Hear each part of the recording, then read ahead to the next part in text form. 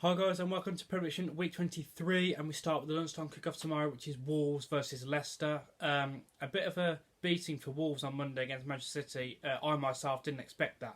I thought they would have had a really good game. Obviously they went down to 10 men, and we thought, once they'd gone down to 10 men it was all over, which it was. Leicester a bit of a different game though. They're back at home, it's at the Molineux. This is a bit of a derby as well. And let's get it right. Leicester's no walk in the park. They're up there. Wolves and Leicester are both up there. So I'm going to go for a tight draw in this game. I'm going to go Wolves 1, Leicester 1. On to the 3 o'clock kickoffs. We have Liverpool versus Crystal Palace, a game where Liverpool have struggled in the past, more at Selhurst Park rather than Anfield. They have had one or two bad results at Anfield against Crystal Palace. But as I say, we all know this is the new improved Liverpool. They're 4 points clear at the top at the moment. Can't see them slipping up anytime soon. So I can't see this being, an easy game for Liverpool, but I do think they will win it. So I'm going to go Liverpool 2, Crystal Palace 1. We then have Watford versus Burnley. Obviously, as I said, two teams. Well, Watford did start quite well. I think they're still about maybe 11th, 10th in the table. Burnley starting to pick up a couple of results. So I want to go for a tight draw in this one as well. I'm going to go Watford 1, Burnley 1. Newcastle versus Cardiff. I'm going to go for the same result. Practically for the same reasons. Two teams that are in need of points at the moment. So Newcastle 1, Cardiff 1. We now have Manchester United versus Brighton. I watched the game against Tottenham last week, and you can say that Solskjaer has turned Manchester United round a bit. He's definitely got them playing, good attacking football. But I still feel like Manchester United, the same as Arsenal, if you like, they're still very vulnerable at the back. Okay, I know that's not really Solskjaer's fault, but the amount of chances that Tottenham had in that second half, it could have been 3 or 4-1 to Tottenham if it wasn't for David De Gea giving them in the game. So I don't know about Manchester United in terms of are they good enough to get top 4. Then we've got to look at what they're competing at. They're against Arsenal, who are not very good at the back 4 at the moment. Chelsea, they're slipping up a little bit. So this is going to be a really tough test for these 3 teams to try and get into that top 4. But onto the game against Brighton, I can't see Brighton being much of a threat for Manchester United, especially at Old Trafford. So for this game, I'm going to go Manchester United 2, Brighton 0. But as I say, that race for the top 4 now, I'd say it's out of Chelsea, Man U, and Arsenal. It's really tight, and as I say, I suppose it all comes down to who's going to invest in the January transfer window to get that top centre back. I can't see Man United or Arsenal doing it. The only team I could possibly see doing it is Chelsea. Well, we've already been told that Arsenal have no money to spend, so we know it's not going to be Arsenal. I can't see Manchester United doing it. So I think Chelsea will probably be the only ones that could go out and invest, in a centre back, and they've just gone and bought Higuain as well as a striker. So they're the only ones that are looking like they could do business out of those 3. The only lifeline for Arsenal maybe is to go and win the Europa League and get ourselves in the Champions League that way. But I always look at that as the easy way out. Okay, I know sometimes you just got to do what it takes to get in there, but I'd like us to do something special and get into that top 4. As I don't think it's that far away, and we're going to get to the game in a minute. The next game is Bournemouth versus West Ham. Obviously, West Ham beating Arsenal last week. I don't think West Ham actually played that brilliantly last week. I just think Arsenal were quite poor, and we just made them look really good. So this is going to be a different test for West Ham. I don't think it's going to be an easy game, but I do think West Ham have the better quality over Bournemouth. So I'm going to go Bournemouth 1, West Ham 2. We then have Southampton versus Everton. Again, I'm going to go for the same result. I think Southampton have started to pick up a couple of results, but I still think that Everton can win this game, so I'm going to go Southampton 1, Everton 2. At 5:30, we have Arsenal versus Chelsea. Now, as I was just talking about, about Arsenal could, look at it and go, let's just say that the Premier League's gone now. Let's say that the top 4's gone now, and let's just concentrate on, the Europa League. But if I was Unai Emery, I'd say that Chelsea aren't looking that great. Okay, I know they've just brought in Higuain, but Chelsea aren't looking that great. There's 2 ways to look about it. If Chelsea beat us on the weekend, they go 9 points clear. You could pretty much say that the top 4's over.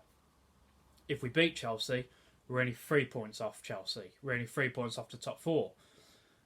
So I think, and I always say that when Arsenal, when teams that are in quite pressure to get a win, because if Arsenal don't win this game on on the weekend, the meltdown that Twitter's going to have under Unai Emery, it's just going to be absolutely ridiculous.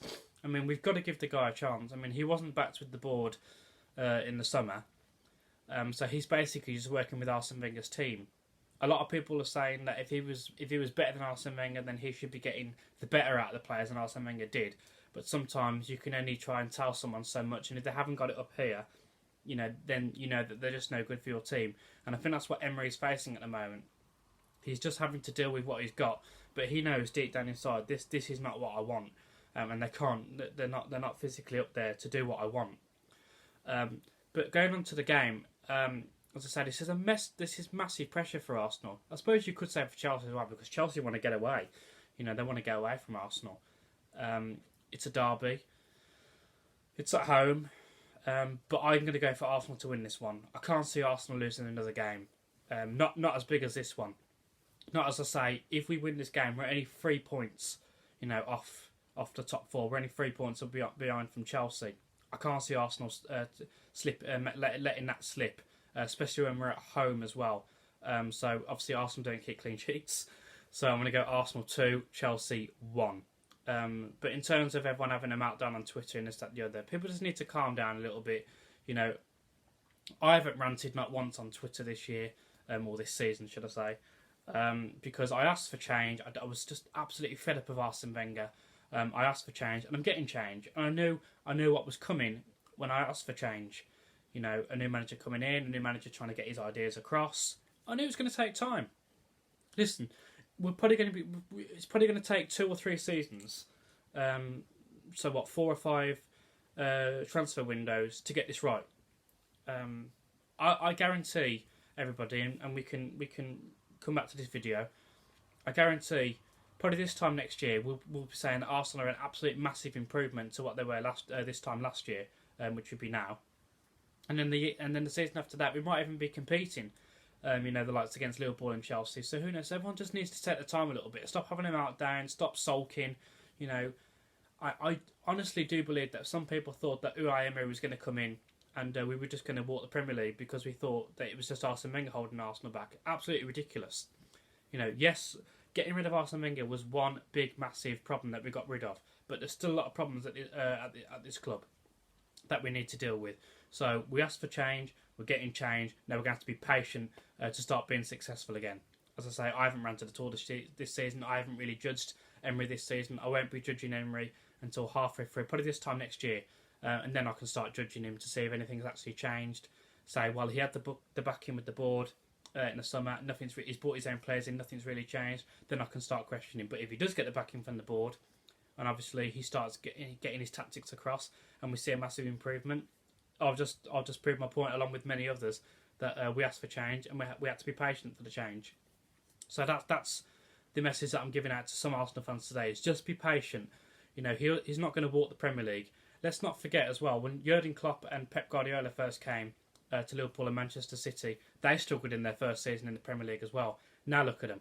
It took Jurgen Klopp 3 seasons to get his whole tactics and everything across. Now look at them, the top of the league, 4 points clear. Be patient. Trust me, it will come. Be patient.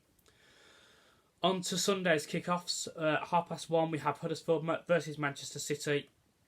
Obviously, I think Huddersfield will get a goal because it's away from home, but other than that, I can't see them doing much other than Manchester City walk in the park like they do with everybody else. So Huddersfield 1, Manchester City 3. And at 4:00, we have Fulham versus Tottenham. Obviously, Son's now gone off into their little World Cup thing. Harry Kane's injured as well, I've heard. He's going to be out till March, so that could play a part. But I still think that Spurs could have enough to beat Fulham, just about. So I'm going to go Fulham 1, Spurs 2. So that's been my predictions for this weekend, guys. And I'll see you a week Monday for the midweek predictions, because it's FA Cup next Saturday, and then the Premier League play on the Tuesday and the Wednesday. So I'll see you on the Monday for those predictions. Until then, thank you for watching, guys.